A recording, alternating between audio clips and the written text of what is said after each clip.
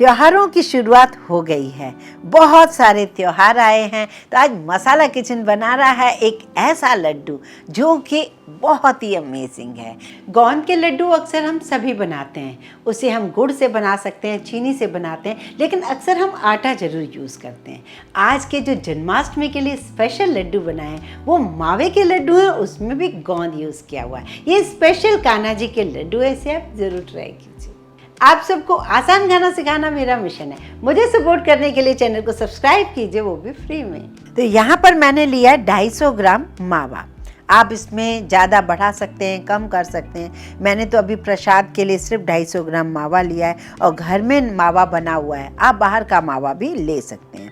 Milk powder से मावा कैसे बनाया जाता है उसकी रेसिपी मैं दे दूँगी। आप उससे भी आराम से इस मावे को बना सकते हैं। एक मोटे तले का मैंने पैन लिया है। बिना घी डाले पहले मैंने इसमें मावा डाल दिया है। कई बार ऐसा खोया होता है जिसमें हमें थोड़ा सा घी डालना पड़ता है, लेकिन कई बार ऐसा मावा होता है जिसमें बिल्कुल भी घी डालने की ज़रूरत नहीं पड़ती है। तो पहले आपको बिल्कुल नहीं डालना है। अब जब तक मैंने मावा उसमें डाल दिया है सॉफ्ट होने के लिए, तब तक मैंने क्या किया है कि यहाँ कुछ पंचमेवा निकाला है। मैंने यहाँ पे रखा है थोड़ा सा गोंद, थोड़े से खरबूजे के बीज और चिरौंजी और गोला नारियल का और मखाना। इसमें मैंने कुछ पंचमेवा टाइप डाला है। आप इसमें कुछ और भी ड्राई फ्रूट डाल सकते हैं जो आपको पसंद हो। तो यहाँ देखिए बातों बातों में हमारा खोया भी सॉफ्ट होने लगा है। और हमें क्या क्या करना है, इन सारे ड्राई फ्रूट को भी हमें रोस्ट करना है। धीरे धीरे ये मावा सॉफ्ट हो रहा है और मुझे घी डालने की बिल्कुल ज़रूरत नहीं पड़ रही है। अगर ये ड्राई लगे तो आप यहाँ पर घी डाल सकते हैं। जन्माष्टमी के लिए खास तरीके का पंचमेवा पाक बनाया जाता है, पंजीरी बनाई जाती है और चरणामृत, दही, बहुत कुछ बनाया जाता है। उन सब की रेसिपी की लिंक मैं नीचे डाल दूंगी डिस्क्रिप्शन बॉक्स में, आप वहाँ देखकर बना सकते हैं। इस मावे को हमें कंटिन्यूसली चलाना है क्योंकि घी नहीं डाला है तो नीचे लग सकता है।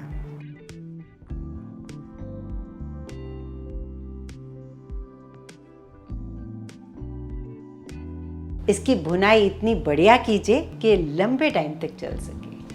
यहाँ पर इसकी अच्छे से भुनाई हो गई है, बिल्कुल ड्राई सा हो गया है, एक लाइट बादामी सा कलर आ गया है। अब यहाँ पर मैंने गैस बंद कर दिया है। थोड़ी देर गैस बंद करने के बाद भी मैंने इसे अच्छे से चलाया जैसे नीचे डार्क ना हो जाए।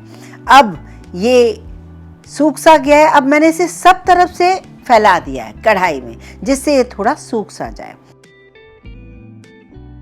अब मैंने यहाँ रखा है दूसरी कढ़ाई, जिसमें मैंने खरबूजे के बीज या तरबूज के बीज जो भी आप यूज़ करते हैं वो बिना घी के हमें रोस्ट करने हैं। इन्हें हमें तब तक रोस्ट करना है जब तक कि इसमें चटकने की आवाज़ ना आए। खरबूजे के बीज अच्छे से फूल से गए हैं, इनमें चटकने की आवाज़ आ रही है। मैं इसे निकाल लेती हूँ। अब इसी कढ़ाई में मैंने 1 से 1.5 टेबल स्पून डाल दिया है घी। घी गर्म होने के बाद मैं इसमें डालूंगी गोंद। ये गोंद को सेकना बहुत ज़रूरी होता है और मावे के अंदर जो गोंद का टेस्ट आएगा बहुत ही अमेजिंग आएगा।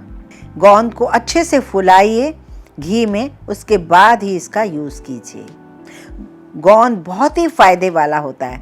कहते हैं हमारे घर के बड़े कि जो ये न्यू मदर होती है, जिसने अभी अभी बच्चे को जन्म दिया है, उन्हें ये गोंद जरूर खिलाना चाहिए। तो इसीलिए कान्हा जी का भी आज जन्म हो रहा है, तो उनकी माँ के लिए जो ये भोग बन रहा है, कान्हा जी के लिए जो भोग बन रहा है, इसीलिए इसमें डाला जाता है गोंद। अब इसी घी में मैंने डाल दिए मखाने, जिन्हें मैं सेक रही हूँ। इन मखानों को तब तक सेक लीजिए जब तक ये क्रिस्पी ना हो जाएं, हाथों से टूटने न लगें।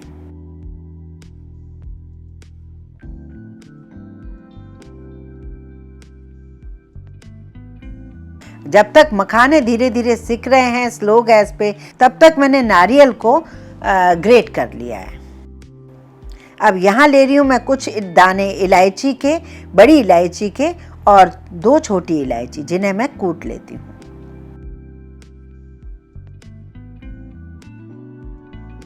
अब इसी खलबत्ते में मैं कूट रही हूँ इस गोंद को। फ्राई करने के बाद इसे हमें कूटना होता है।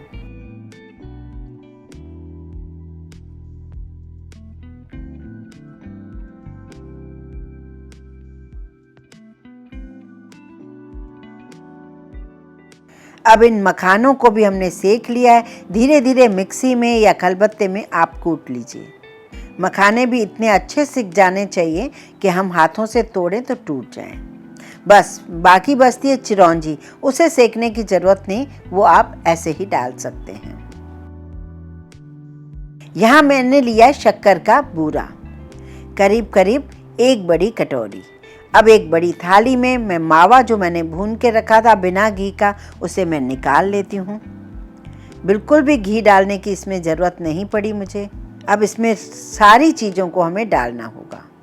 मैंने डाल दिया मखाना, गोला, गोंद, चिरौंजी और खरबूजे के बीज। थोड़ा इलायची पाउडर डाल रही हूँ। अब इसमें डाल दीजिए शक्कर बूरा। इसको हम सबको मिक्स करेंगे। वैसे तो बिल्कुल परफेक्ट होगा, पर आपको ज़रा सा भी लगे कि ये थोड़ा ड्राई हो रहा है तो या तो थोड़ा सा घी गरम करके डाल सकते हैं ऊपर से, या फिर आप थोड़े से दूध के छींटे डाल सकते हैं। पर दूध अगर डालेंगे तो ये ज़्यादा लड्डू नहीं चल सकेंगे।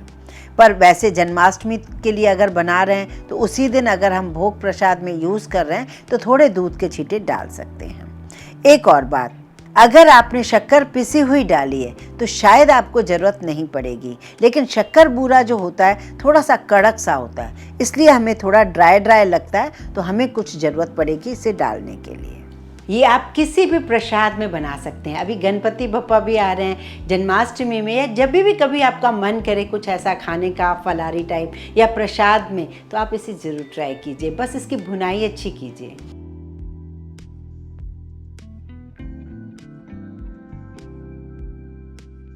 अभी फ़िलहाल मैं इसमें कुछ नहीं डाल रही हूँ, सिर्फ हाथों में थोड़ा सा घी लगाकर इसे मैं इस तरीके से बांध रही हूँ।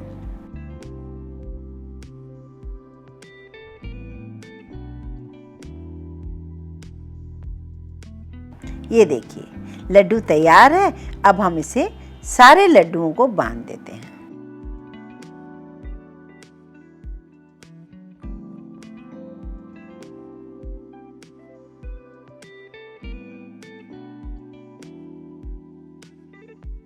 तो लड्डू तो बनकर तैयार हो गए हैं, मैं सर्व कर रही हूँ।